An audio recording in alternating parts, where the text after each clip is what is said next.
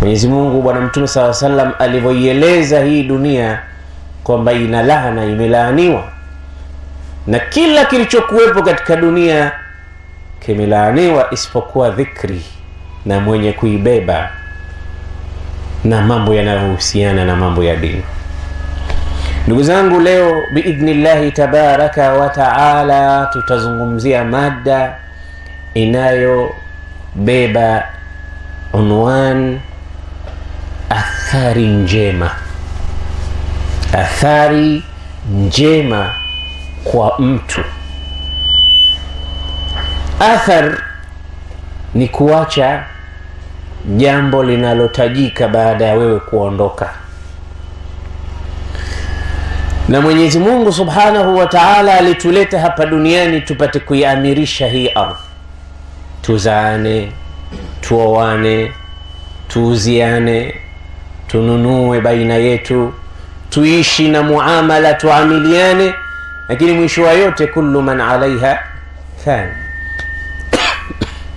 Kila kilichokuwa juu ya mgongo wa dunia kitaondoka.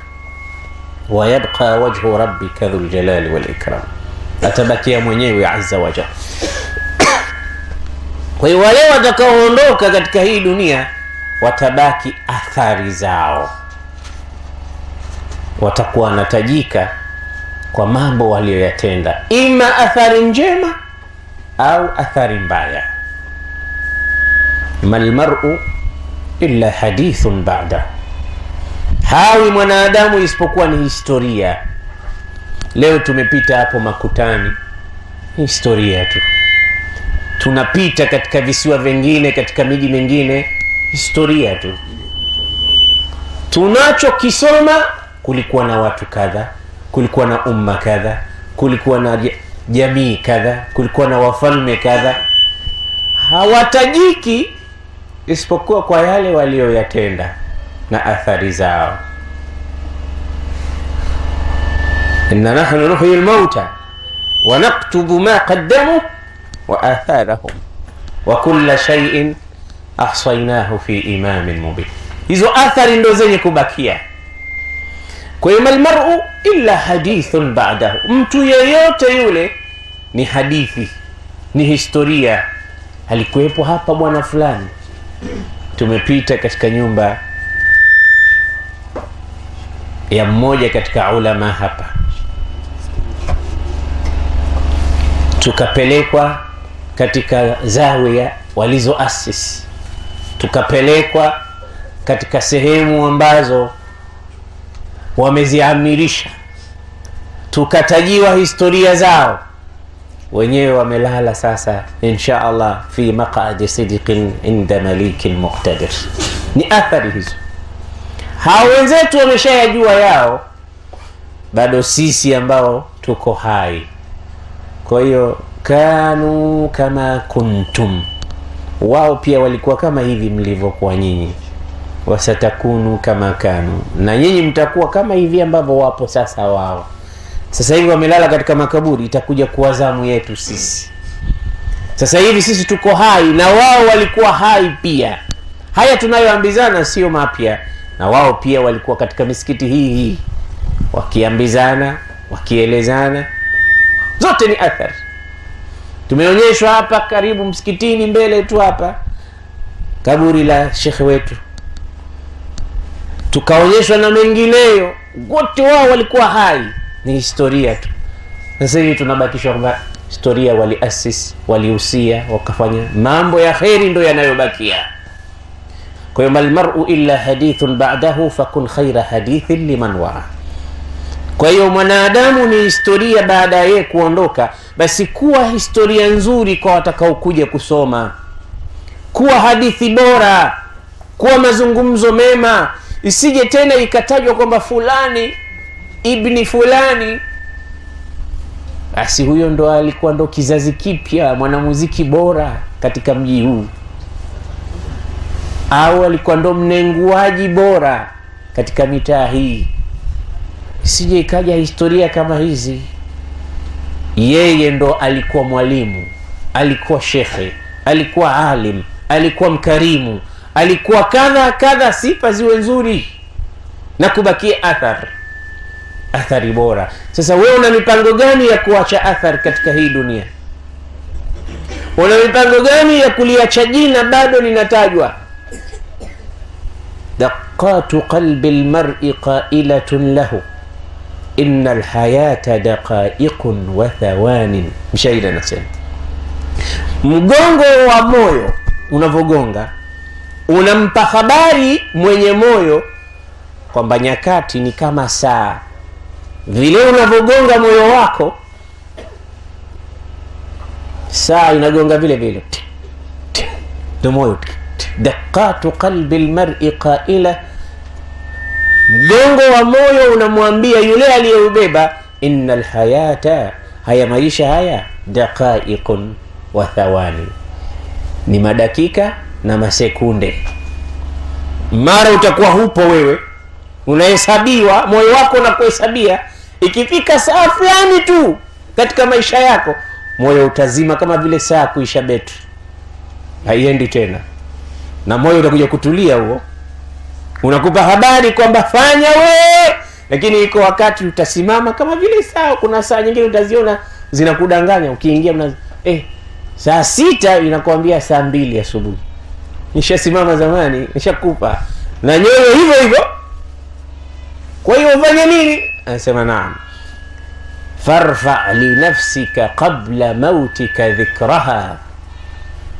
Farfa li nafsika, inyanyue nafsi yako, qabla almauti dhikraha, kabla ya kifo chake utajo. Wewe jitangaze kwa Allah. Taarraf ila Allahi fi raha ya'rifka fi shidda, jitambulishe kwa Allah wakati wa raha na furaha, Mungu atakutambua wakati wa dhiki na shida. Farfa li nafsika qabla almauti dhikraha, inyanyue nafsi yako, yeka athari kabla ya kifo chako, iwe inatajwa, inatajika. Fa inna adh-dhikra lilmar'i umrun thani, fa inna adh-dhikra lilmar'i umrun thani, kwa sababu ile kutajwa, kusemwa vizuri, athari yako kwa mwanadamu huwa ni kama umri wa mara ya pili. Hivi sasa una umri, uko hai, lakini ukifa unapata umri wa mara ya pili. Hata umekufa, hawa wazee tunawataja taja fulani fulani wameshakufa, lakini bado tunaendelea kuwataja. Huu ni umri mwingine. Na ni mwanachuoni yoyote akifa bado anatajwa tu. Leo mara ngapi tunamtaja Imam Shafi, Imam Ahmad, Imam Malik, tunawataja masahaba kwa sababu bado wako hai kutokamana na athari walizoziacha. Na athari ni dini tu, lakini matajiri walikuwa na mali, walikuwa nini, wala usikii habari zao. Basi wewe na mimi tujifunge kuacha athari katika hii dunia. Alikuwepo bwana mmoja zama hizo akiitwa Abdullah ibn Jud'an. Huyu bwana alisifika katika historia kwamba alikuwa ni fakiri mno. Wanasema ulama tarikh, kana faqiran sa'aluka. Sa'aluka kwanza ni jitu halina kitu, hana mbele wala hana nyuma, hana elimu, hana mali. Sa'aluka, na fakir mno. Lakini siku moja Mwenyezi Mungu akamjalia huyu bwana, anasema akaokota kasiki, fawajada kanzan. Katika haya magofu haya ukibahatika unaweza ukapata fuko la dhahabu za zamani zimefichwa na wenyewe waliokuwa katika miji hii. Ametueleza hapa ustaz kwamba katika wale waliokuja kufanya research na kuanza kupekua hii miji, wapo waliookota fuko la dhahabu, wenyewe wamehifadhi huko. Mauti yakaja yakawachukua ghafula, wakaondoka katika hii dunia, walichokificha hakukipata. Na hii inaonyesha kwamba ulikuwa ndio mwendo wa watu wa zamani, ndio benki zao hizo, wanatafuta kitambara kigumu au ngozi au nini, anaweka mali yake, anaweka chini ya ardhi. Hata katika suratul Kahf tumeelezewa haya. Wa amma aljidaru fakana lighulamain yatimain fil madina wa kana tahtahu kanzun lahuma. Ilikuwa ndio mwendo wao. وكان أبوهما صالحا فأراد ربك أن يبلغ أشدهما ويستخرجا كنزهما. كنز sio kanzu hii, yani akiba ya mali. Abdullah ibn Jud'an anasema athara ala kanzin kabir, alipata hazina kubwa ya mali, fuko kubwa. Piga jembe labda analima mwenyewe hajui kuna nini, anatoa fuko akiangalia dhahabu tupu. Naam, jana alikuwa salukan faqira asbaha al-yawma ghaniyan azima, leo ni tajiri. Na hayo ndio mambo yake Allah. Qul illahumma malikal mulk tu'ti al-mulka man tasha'u wa tanzi'u al-mulka mimman tasha'u. Kazi ya nani? Anampa ufalme anayemtaka na anamnyang'anya ufalme anayemtaka. Wa tu'izzu man tasha'u wa tudhillu man tasha'u, anamdhalilisha mtakaye na humpa cheo anayemtaka. Biyadika alkhairu innaka ala kulli shay'in qadir. Tukhriju alhayya min almayyit wa tukhriju almayyita min alhayy wa tarzuqu man tasha'u bighayri hisab.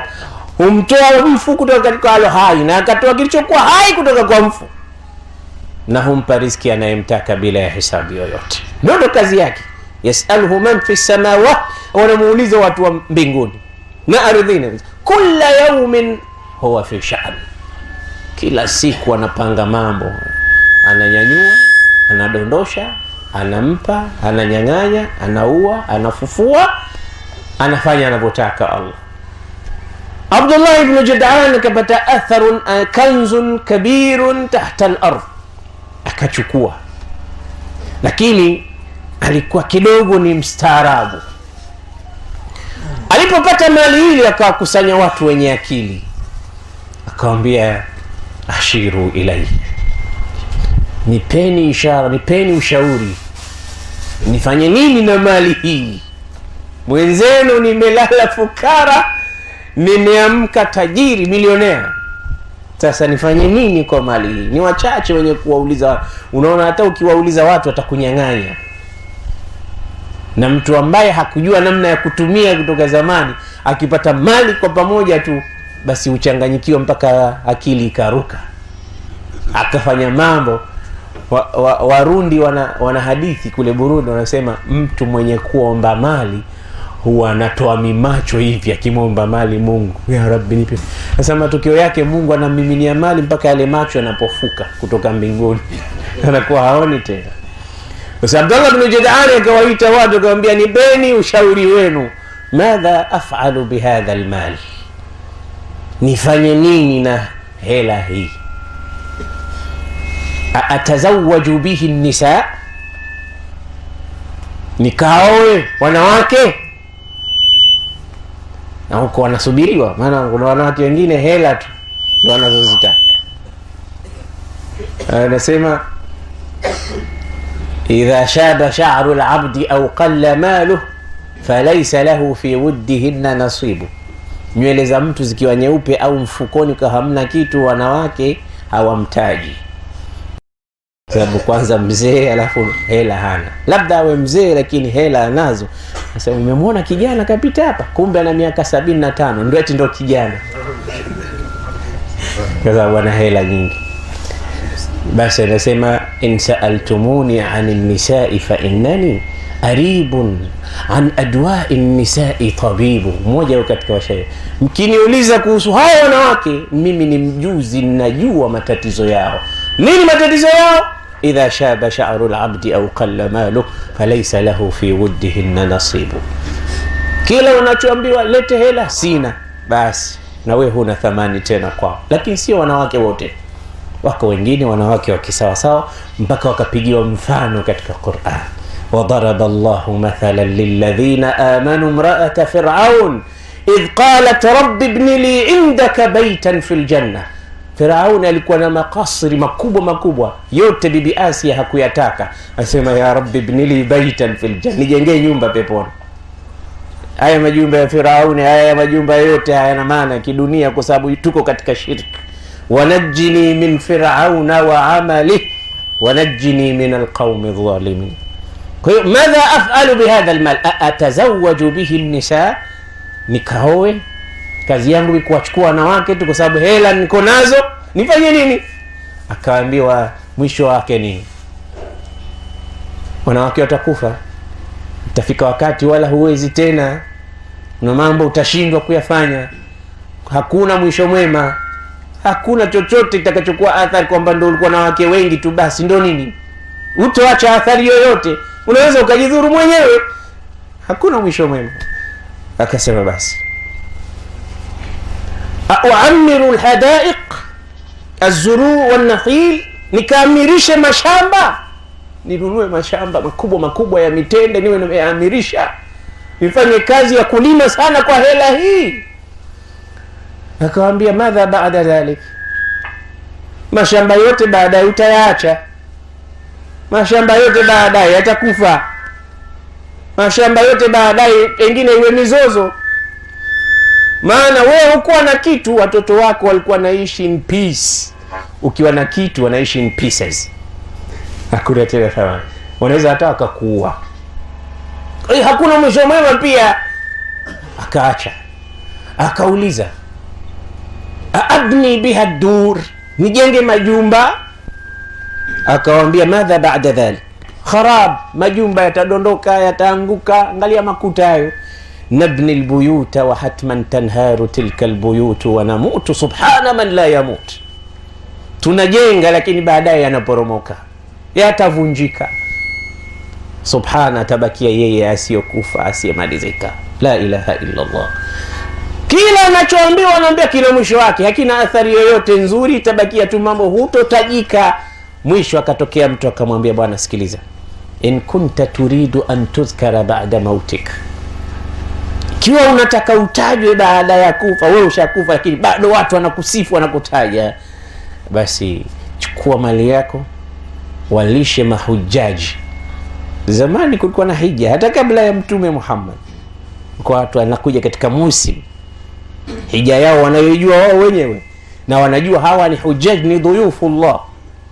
Wasema basi tafuta wakati wanapokuja mahujaji, wageni wa Mungu, wapelekee takrima, waandalie maji, waandalie chakula, waandalie wepesi wakija hapa, kwa sababu ni wageni wa Mungu. Baada ya hapo ukiyafanya hayo, innahum sayadhkurunaka bikhair, watakuwa na kutaja kwa mambo mazuri, wewe ni mkarimu, na utabakia kutajwa tu katika hii dunia kwa tabia hii, utaacha athari wewe. Abdullah bin Jarir akasema hivi, ikawa kila mwaka unapofika wakati wa musimul hajj, ye kazi yake kuwaita wageni wa Mungu, chakula chenu hapa, kinywaji chenu hapa, takrima mna shida gani, anawafanyia hivyo. Ikawa anatajika sharqan wa gharban, akaacha athar mpaka leo ametajwa katika historia. Abdullah ibn Jud'an, halful fudul, ukisoma historia ilifanyika katika nyumba ya huyu bwana ambayo Mtume alihudhuria na alikuwa akiisifu. Anasema wakati wa ujahilia walikutana watu, wakaona wakutane sehemu gani, wakaitaja nyumba ya Abdullah ibn Jud'an kwa sababu alikuwa mkarimu wa watu.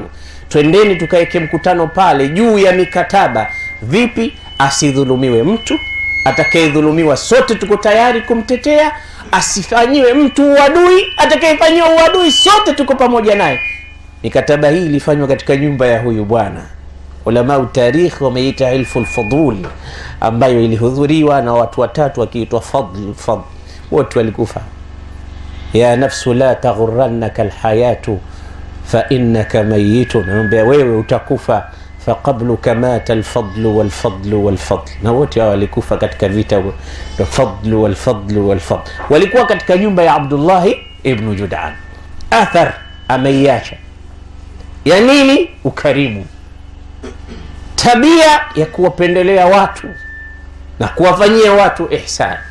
Sisi tukitaka kutajwa vyema, tuache na sisi athar kwa njia yote tunayoijua sisi wenyewe, lakini tuache athar. Alikuwepo mfalme zamani. Huyu mfalme alitajika, alikuwa anapenda kutembea katika kingdom yake, mamlaka, akimpata mtu anamuuliza swali, yule mtu akijibu swala lile, mfalme alikuwa anampa zawadi. Huyu ulikuwa utaratibu wake. Siku moja akapita sehemu shambani, akamwona mtu mzima analima kisha anaupanda mti kama mfano wa mbuyu, mti ambao unachukua miaka mingi. Unaweza kuona mbuyu mkubwa kama watakwambia una miaka 500. Sasa huyu bwana alipokuwa analima mti ule mkubwa, sasa mfalme akipita katika barabara pale anashangaa.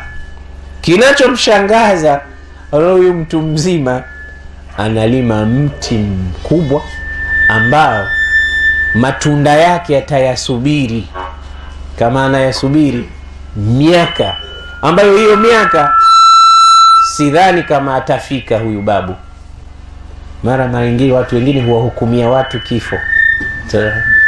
Huyu mzee huyu ninavyomuona huyu, sijui kama atafika Ramadhani ijayo. Anajisahau yeye. Sijui kama mwaka huu atafunga pamoja nasi. Mfalme alipopita pale shambani akampata yule bwana anaupanda mti, na mti wenyewe matunda yake itabidi asubiri miaka 30, na pengine maisha yake yeye imebaki miaka 2 tu. Sasa mfalme akamuuliza, lima tazra'u hadhihi ash-shajara wash-shajaratu kama yabdu kabira wa sawfa tantadhiru thimaraha sanawatin tawila. Mbona unalima mti mkubwa unaupanda, na mti wenyewe huu unaonesha matunda yake itabidi uyasubiri sana ili uyale, miaka itapita, na wewe mtu mzima huenda ukafa kesho na kesho kutwa. Yule mzee akamjibu mfalme akamwambia, mimi naupanda mti huu sio kwa ajili yangu, inma azra'uha liabnai, watoto wangu, wajukuu wangu, vitukuu vyangu, vilembwe na vilembwekeza na vinyinginya, vitu vitakuja huko, wote watakuja kupata matunda ya mti huu. Sio lazima mimi nile mimi, laisa bidharurati an akulaha ana, mimi sio lazima kula matunda haya. Mjukuu huko wa 7 ndo anaweza akaja akapata mali hii akaitumia yeye.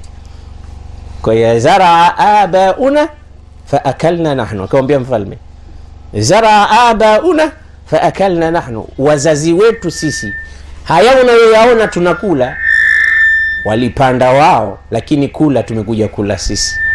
Wanazra'u nahnu fayakulu auladuna, na sisi leo tunalima, watakao kuja kula ni watoto wetu.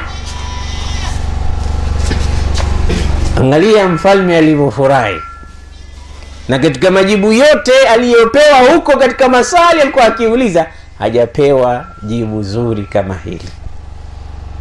Anamwambia mfalme, unasemaje? Anasema, naam, usinishangae mimi kulima mti mkubwa huu kuupanda, nikawa matunda yake nitayasubiria sanawata adida mpaka yaje. Nafanya hivi kwa ajili ya kizazi kitakachokuja, jilun qadim, the coming generation, hiyo inakuja. Si lazima nile mimi, kwa sababu wazazi wetu walivyotufundisha, zara'uhum fa akalna nahnu, wao walikuja kulima baadhi ya vitu, kula maskini hawakula, tumekuja kula sisi. Wanazra'u nahnu fayakulu abnauna, na sisi acha tupande vitu waje wale watoto wetu. Hii ni tabia ya kuacha athari njema. Iliacha athari katika moyo wa mfalme, akasema huyu zawadi yake naijua mimi, mleteni kule ofisini kwangu. Mzee akachukuliwa akapelekwa. Katika akili yake anasema turawiduhul afkar, fikra zinakuja zinaenda, atanipa nini mfalme? Maana anasema zawadi yake naijua mimi. Kufika kule mfalme akachukua fuko, sio kasiki sasa, fuko liko pale pale live, akampa hii zawadi yake. Akamwambia, araita ayuha almalik kaifa jaat thimaruha sari'atan, umeona ewe mfalme matunda ya ule mti nilokuwa na upanda yamekuja haraka kiasi gani? Maana hili fuko ndo miongoni mwa matunda yake. Mimi nimefanya kwa sababu ya watu wengine, lakini wewe sasa hivi unanilipa matunda yake. Akasema, kweli wewe ni mjanja na umeacha athari kubwa. Ndugu zangu, hapa ndipo palipokuwa na kiini cha mada yetu. Katika miongoni mwa jambo la kuacha athari waliloacha ndugu zetu, ambalo mpaka leo sisi tunatafuta athari ile kuziacha, ni tabia ya kuwajali watu wengine, ambayo wengi hatuna. Kila anayechipukia anataka kujijali mwenyewe. Zaidi basi amjali na mkewe, zaidi basi hawajali na watoto wake. Bali kuna wengine hata hao wake zao hawawajali, hata hao watoto wao wanaowazaa kutoka katika migongo yao hawawajali.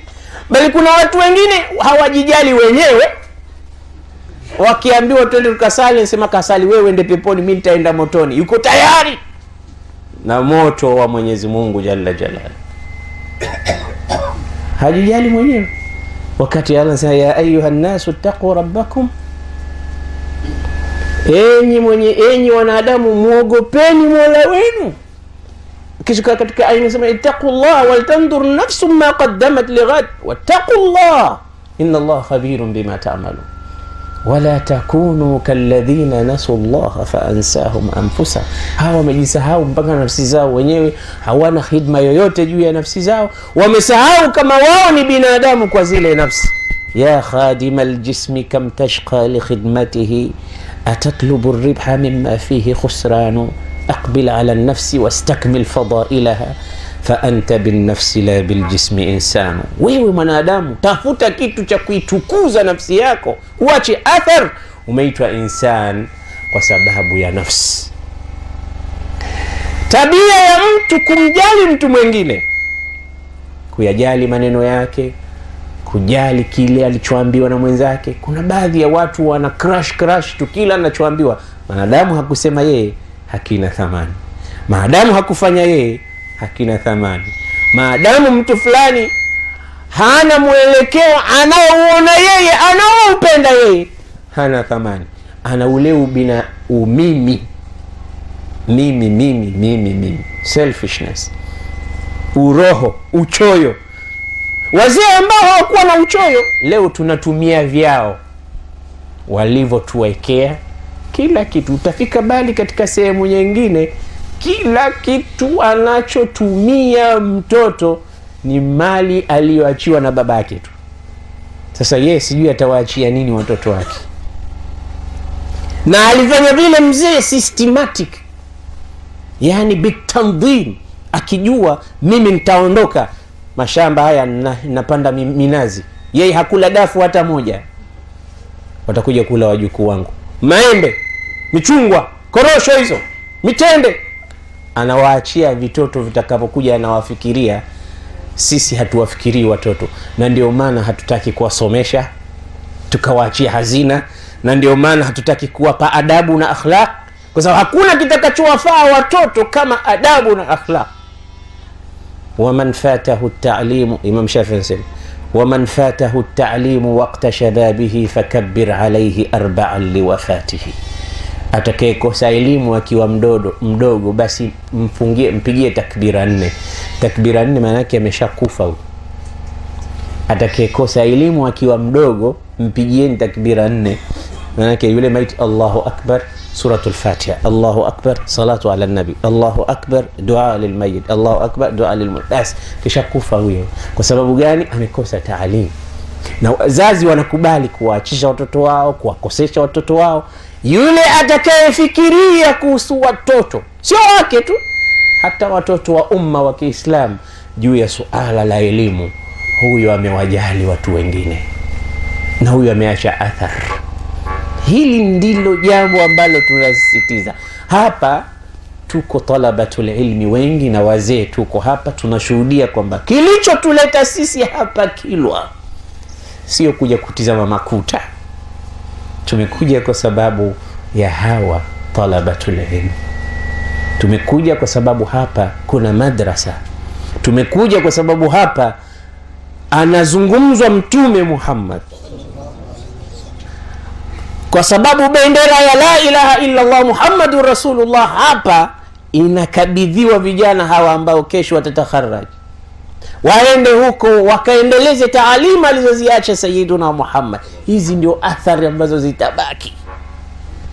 Hizi ndio athari ambazo mtu zitamnyanyua milele na milele. Hata akifa bado atakuwa anatajwa, tena anatajwa kwa style, kwa sababu alianzisha madrasa, kwa sababu alianzisha haraka, kwa sababu alisomesha, kwa sababu alidarsisha, kwa sababu alilea. Na kila mmoja achukue hilo ili akapate kuacha na yeye athari katika ulimwengu huu. Ukiwa na tabia ya umimi na binafsi, anania, ana mimi, hizi ni tabia za kiibilisi. Mtizame ibilisi neno alilolitamka mbele ya Allah, ana khairun minhu. Mimi ibilisi ni bora kuliko huyo Adam. Ana khairun minhu. Neno hili leo utalipata watu wanalizungumza, mimi ni bora kuliko yeye, mimi ni bora kuliko fulani, mimi hivi. Ukimsikia mtu neno hili analitumia sana, shaingia katika madhhabu ya Iblis laanatullahi alayhi. Ile anania ambayo ilikuwa ni cheo cha Ibilisi na tabia yake ilimwangamiza, sisi tusiipokee. Sifa ya mtu kutokuwa na choyo katika moyo wake ndio sifa ya mtu mwema, na ndio sifa ya watu wa peponi, na ndio iliyozungumzwa katika pepo. Allah anasema walladhina amanu wa amilus salihat katika suratul Anfal, walladhina amanu wa amilus salihati la nukallifu nafsan illa wus'aha ulaika ashabul jannati hum fiha khalidun ونزعنا ما في صدورهم من غل تجري من تحتهم الأنهار خالدين فيها. Angalia wale ambao wamemwamini Mungu na kufanya matendo mema, hatukalifishi nafsi ila kwa uwezo wake. Ulaika ashabul janna, hao ni watu wa peponi. Hum fiha khalidun, wataishi huko milele.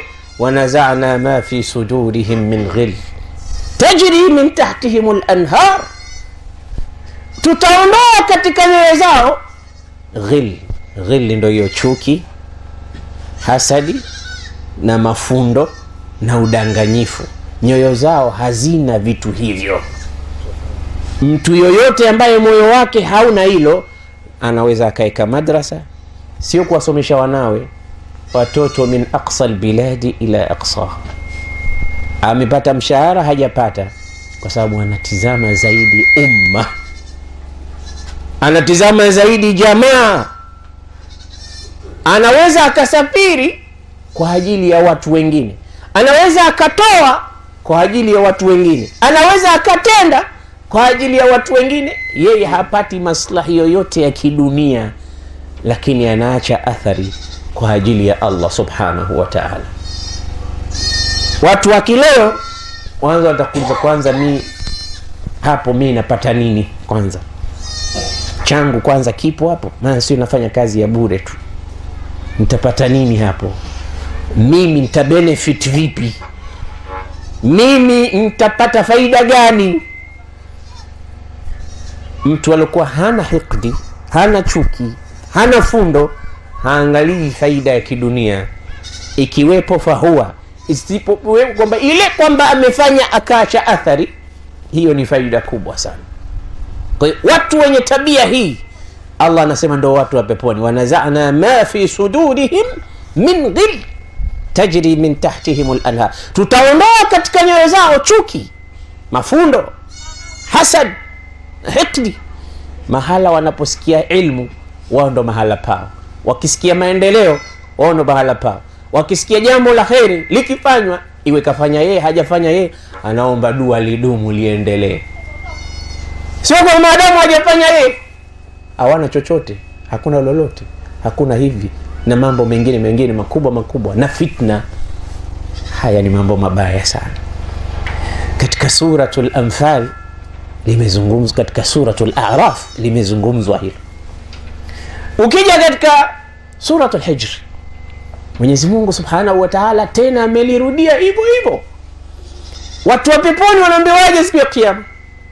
innal muttaqina fi jannatin wa uyun udkhuluha bisalamin aminin wa naza'na ma fi sudurihim min ghil ikhwana ala sururin mutaqabilin. Allahumma ja'alna min. Bado limerudiwa lile neno wa naza'na ma fi sudurihim min ghillin ikhwana ala sururin mutaqabilin. Hakika watu wema, innal muttaqina fi jannatin wa uyunin idkhuluha bisalam, watakuwa katika mito na mabustani na wataambiwa ingieni kwa amani. Milango imefunguliwa kwa ajili yenu. Tunaondoa, kwa sababu huko duniani tumekwisha kukuondoleeni na hapa hamna kabisa. Nazana ma fi sudurihim min ghil, chuki, hiqdi, hasadi tumezidondosha, hakuna. Ikhwana, mmekuwa ni ndugu, mnapendana, mnapeana, mnasaidiana, mnanusuriana. Ala sururin mutaqabilin, mtakuwa katika vitanda, katika makochi, katika viti, mmekabiliana. La yamassuhum fiha nasabu wa ma hum minha bimukhrajin, hamtopata shida huko peponi wala hamtotoka, mtaishi huko milele. Allahumma ja'alna minhum. Lakini kazi kubwa ya kwenda huko peponi, mpaka moyo wako utoe takataka za chuki, takataka hizo za ghish, udanganyifu, cheating, hiqdi na mafundo hayo. Maana mafundo yamejaa katika nyoyo zetu. Kuna baadhi ya watu wanaumwa mpaka anapelekwa hospitali na tiwa drip, maradhi hayaonekani. Ukichunguza sana, kumbe jirani yake kapaka rangi nyumba tu. Anaona itakuwaje ananishinda bwana, anapata pressure. Jirani kaposwa binti yake tu, kwa nini aolewe yeye? Jirani mtoto wake kafaulu mtihani, kapata shahada. Vitu vidogo vidogo hivyo, basi yeye anaumwa mpaka anapelekwa na tiwa drip. Moyo una chuki. Waislamu wamekuwa wanachukiana. Leo kila mahala ukipita wananyosheana vidole, fulani fulani fulani fulani. Maadamu wamekhtalifiana katika baadhi ya mambo na chuki zimetawala, imefika mahali hawasalimiani, hawasemeshani, hawaambizani maneno ya kheri. Uislamu huu utakuwa ni Uislamu wa aina gani? Na Uislamu ni hanafiyatu samha. Uislamu tunaotangaziwa leo ni Uislamu wa aina yake. Angalia Uislamu unaozungumzwa, watu ambao wataingia peponi, tabia zao na hali zao na nyoyo zao ziko vipi. Wanaza'na ma fi sudurihim min ghillin ikhwanan ala sururin mutaqabilin la yamassuhum fiha nasabun wama hum minha bimukhrajin nabbi' ibadi anni ana al-ghafurur rahim. Mpaka mwisho aya. Suratul Hashr nayo pia ikalizungumza swala hili. والذين تبوأوا الدار والإيمان من قبلهم يحبون من هاجر إليهم ولا يجدون في صدورهم حاجة مما أوتوا ويؤثرون على أنفسهم ولو كان بهم خصاصة ومن يوق شح نفسه فأولئك هم المفلحون والذين جاءوا من بعدهم يقولون ربنا اغفر لنا ولإخواننا الذين سبقونا بالإيمان ولا تجعل في قلوبنا غلا للذين آمنوا ربنا innaka raufur rahim. Masahaba pia walikuwa hivyo. Kumbe hapa wanazungumzia watu wa Madina, Ansar. Ansar maana yake ni wale waliompokea mtume pamoja na masahaba walipohama kutoka Maka kwenda Madina. Hao walikuwa hawana chuki.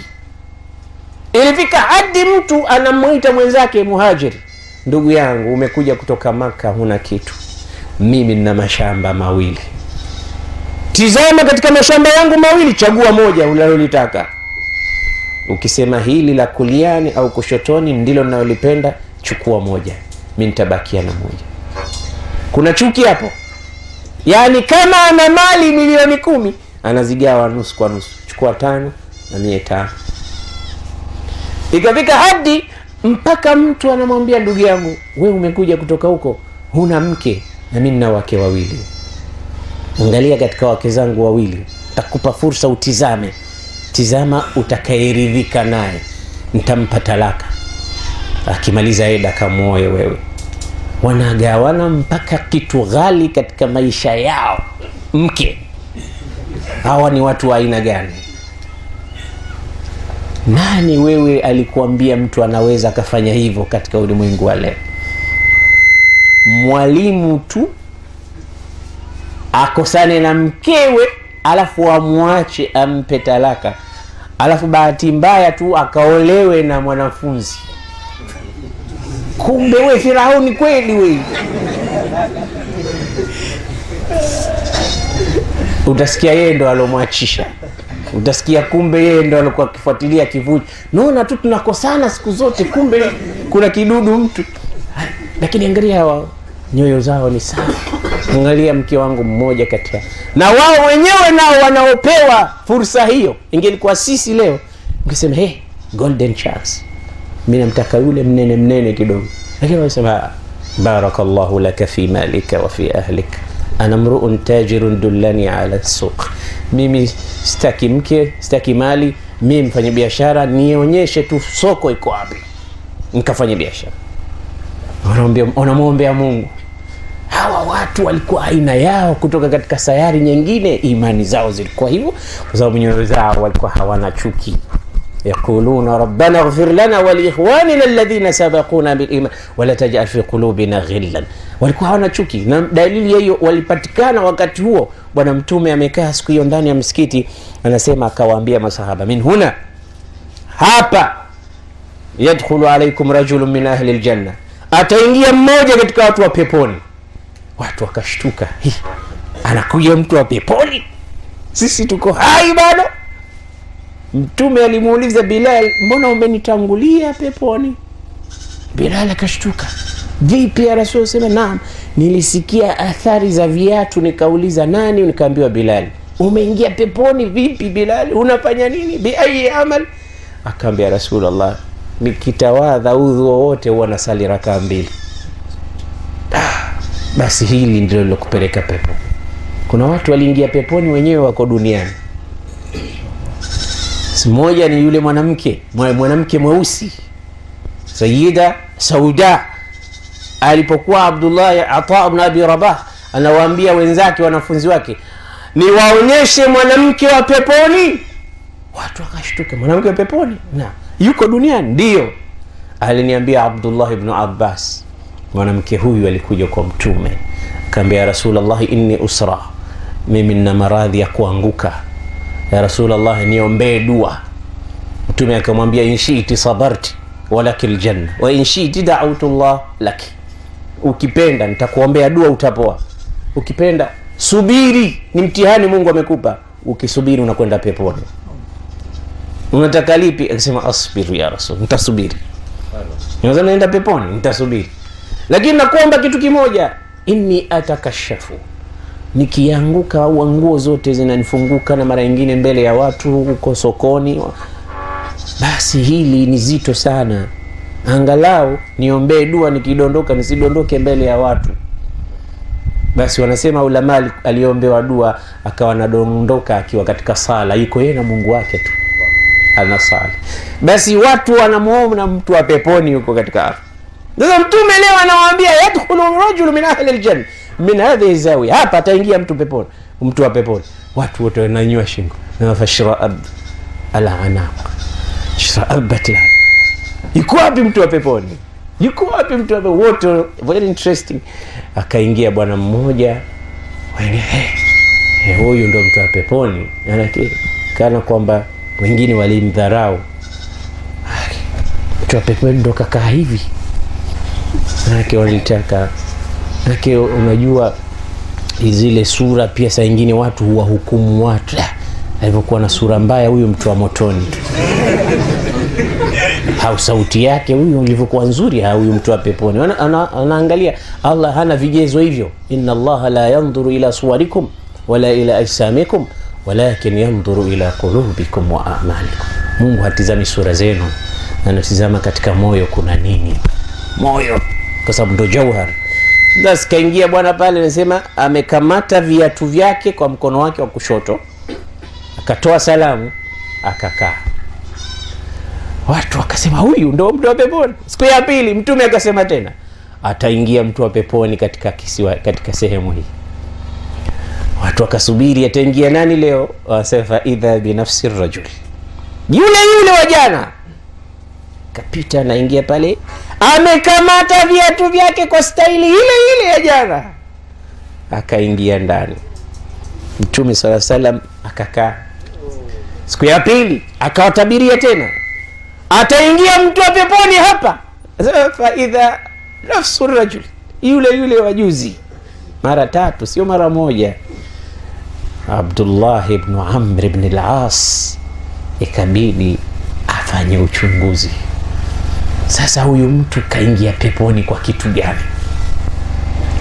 Kuna jambo gani alilolifanya kubwa lililompelekea mtume kumtabiria ataingia peponi? Akaenda nyumbani kwake, katafuta location ya nyumba yake, kaambiwa nakaa pale. Kaambia bwana, naombi rasmi naleta nini? Asema nimegombana na wazee wangu, naomba hifadhi. Hifadhi gani? Nataka nikae kwako kwa muda wa siku 3, angalau kule moto kidogo upungue, mzee wangu mkali sana. Kamwambia nyumba yako. Amekaa hapa. Lengo anataka kuona huyu mtu kaingia peponi kwa kitu gani. Masahaba walikuwa na ghera. Usiku ulifika, akaanza kuchunguza, atapiga raka ngapi, atakesha kiasi gani. Anaona mtu wa kawaida amesali isha yake, amemaliza, amekula, amelala fofofo mpaka alfajiri kumeadhiniwa, ameamka, amekwenda kusali. Mtu wa peponi hata usiku wenyewe asimami. Maliza akashughulisha. Siku ya pili, pengine jana alikuwa amechoka huyu mtu wa peponi, huyu hakupiga zile rakaa zake 1500, labda leo tumuone vipi. Akamchunguza, yule bwana analala, huyu halali usiku mzima, anaangalia. Baki anataka kuiga na yeye atabiriwe. Anaona jamaa analala tu, anapiga usingizi sawa mpaka asubuhi, anaenda kusali alfajiri, yeye anasali faradhi ndio anarudi. Siku ya 3 tena akamwambia, bwana mimi nina swali nataka nikuulize.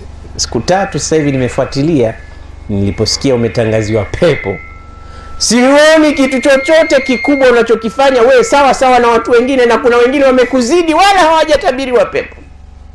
Maana kuna wengine wanamzidi kwa maoni yake.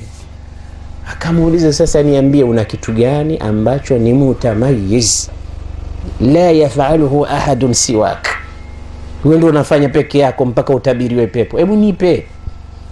Akamwambia, huwa mara ait, wewe unafikiri mimi nafanya nini? Hicho ulichokiona hapa ulipokichunguza ndio hicho. Akamwambia, mimi sijaona kitu cha ndio hicho. Unalala tu siku kucha mpaka faradhi ndio unasali, ndio hicho, sina zaidi.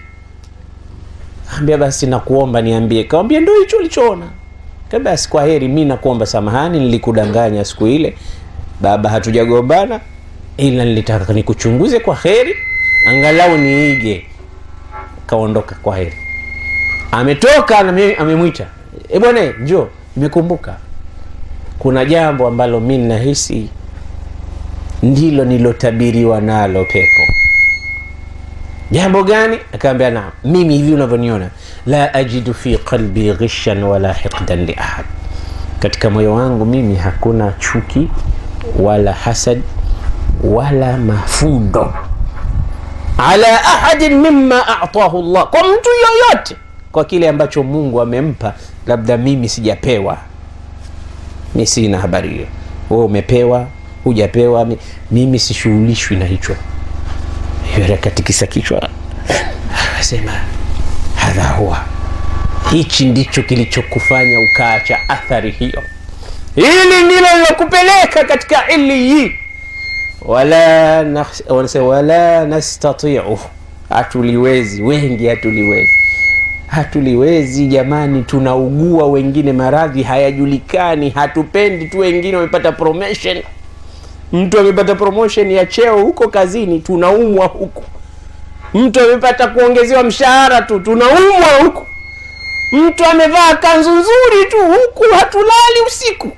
anageuka mtu kushoto na kulia kwa sababu fulani leo kaoa. Usiku kucha hikdi, chuki. Shaubi shayuzkar, wanasema mahasia ya mtu kutokuwa na chuki, kutokuwa na hikdi, kutokuwa na hasad. Kwa sababu kuna baadhi ya maradhi huwezi kutibiwa hospitali, wala huwezi kupona kwa kula Hedex au Panadol. Unatibika maradhi hayo kutokamana na jalasati zikrillah, as-salawatu ala nabi, at-tafakkuru fi malakutillah. Inna fi khalqi samawati wal ardi wa ikhtilafi al-layli wan nahar la ayatin li ulil albab. Man hum ulul albab? الذين يذكرون الله قياما وقعودا وعلى جنوبهم ويتفكرون في خلق السماوات والأرض ربنا ما خلقت هذا باطلا سبحانك فقنا عذاب النار. unakawe unamfikiria Mungu tu. وإذا المرء كان له فكرة ففي كل أمر له عبرة. ukiwa na fikra tu ya kumfikiria Allah, vipi aliumba, vipi utendakazi wake, vipi nguvu zake, vipi hikma zake, vipi basi wewe unapata tiba ya baadhi ya maradhi. Tafakkaru fillah, katika kila alichokiumba, fi khalqillah, maumbile hayo, unaondosha kibri. Maana kuna baadhi ya watu wanaona kama hawafi, wanaona kama wao ndo wanapendwa na Allah kutokana na maisha yao, wanaona kama wamechaguliwa, wao ni watu wengine tofauti na watu wengine. Mtu anajiona vile alivyo yeye, sura yake na cheo chake na maumbile yake na hadhi yake duniani, basi anaona automatic mimi Mungu ananipenda. Anawahukumu watu wengine kwa mandhari anayowaona na hawapendwi, ndio maana wako katika hali hii, ndio maana wako katika mazingira kadha, ndio maana wako abadan. Isifike stage hiyo ujubi, kujiona kila kitu yeye anajiona tu kwamba yeye. Subhanallah, katika hii dunia juzi kama wiki 2-3 alinipigia binti mmoja simu, akaniambia, shekhe, mimi na matatizo. Nimeona muda mrefu simu imepigwa, simu sipendi kupokea simu saa nyingine ambazo sijui watu wake, lakini ikiona ni inapigwa kwa wingi najua watu wana shida, kwa sababu simu nyingine zina matatizo. Akatuma message, shekhe, mimi na shida sana, ukiona message yangu kwa hisani yako nipigie simu. Muda mrefu nikaona iko shida, kamsikiliza. Akasema, mimi ni binti na miaka 35 na nilipata mchumba, nataka kuolewa muda mrefu, lakini mama yangu hataki niolewe. Na huko kuolewa, huyo mchumba amekuja mara 2 nyumbani, amekataliwa. Sababu ya msingi hakuna. Tena anasali, ni mtu mzuri, ni mtu mwema, yani katika dini ni mtu mzuri. Nikamwambia, wewe unajuaje kama ni mtu mzuri? Nasema, nimeambia familia yangu wamchunguzi, wafanye kila kitu, na watu wote wamemchunguza, wamehakikisha kwamba halewi, havuti hata sigareti, hafanyi kitu chochote kibaya, ni mtu aheri, mtu mzuri, anasali. Lakini familia yangu imekataa kuniozesha. Sasa mimi nifanye nini? Kambia, nini sababu waliosema? Sasa babangu amefariki. Na babangu ni mgeni katika Tanzania. Amekuja yeye peke yake tu kutoka sehemu nyingine huko. Na hapa mamangu yeye hana ndugu isipokuwa ni wachache. Familia yetu sio kubwa sana. Sasa mimi na ndugu zangu imekuwa matatizo makubwa, nisaidie. Mimi nitakusaidia vipi?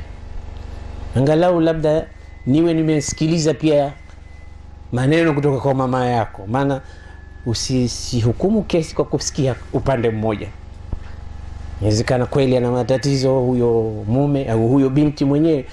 Hao mabinti siku hizo wanamchukua mwanamume from nowhere, unakuja, huyu ndio mume wangu, mnataka ndio hivyo, amtaki ndio hivyo hivyo. Wazee watakubali vipi? Saa nyingine wazee wako right, saa nyingine hawako sawa. Saa nyingine sababu za msingi, saa nyingine pia wanakosea. Kwa hiyo ni vigumu mtu kutoa maamuzi tu kwenye simu.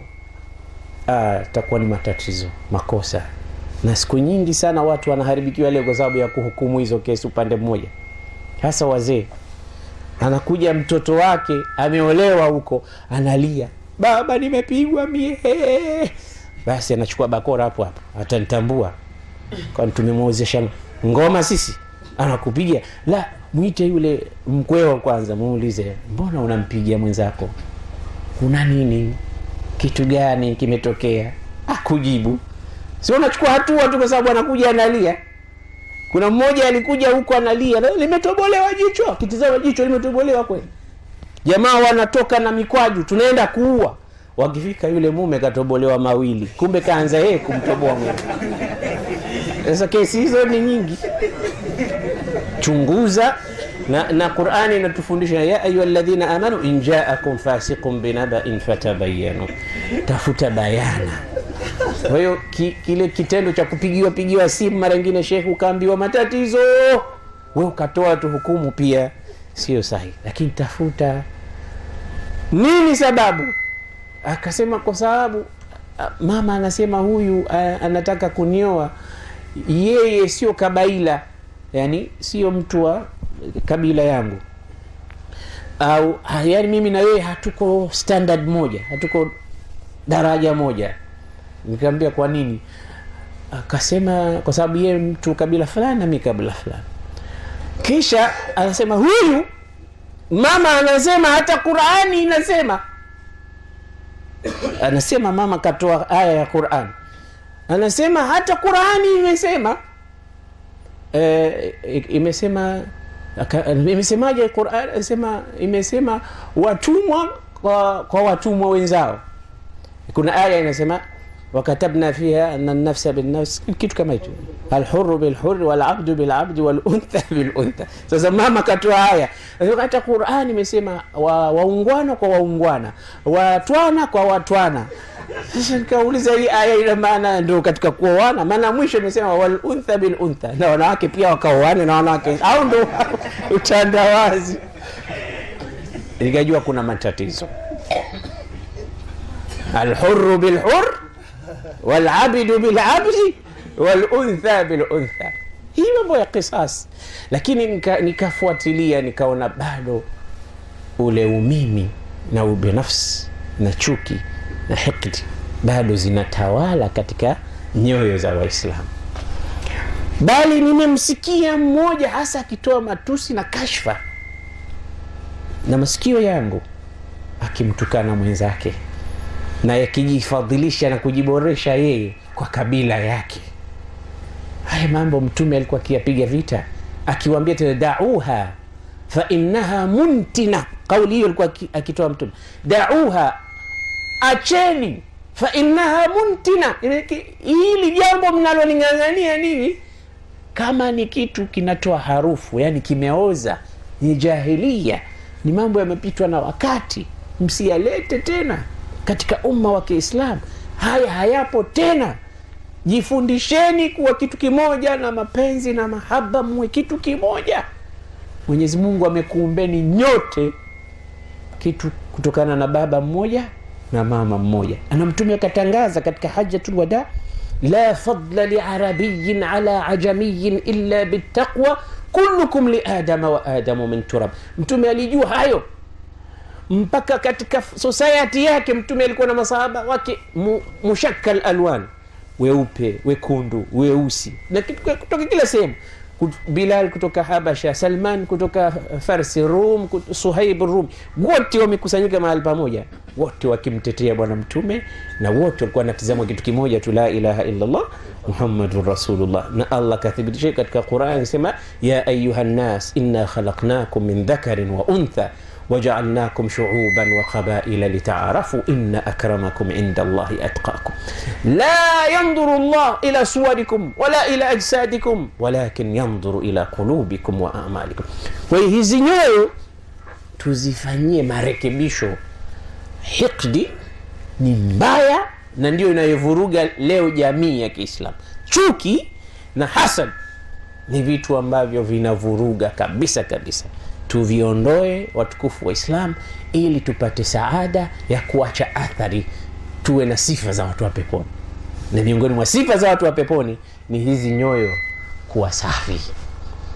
Tuwasifu wanaofanya vizuri, tuwasaidie walimu wa madrasa, tuwasaidie wazee walikuwa na fikra ya kuamirisha miji kwa ajili ya taalimu, tushirikiane nao.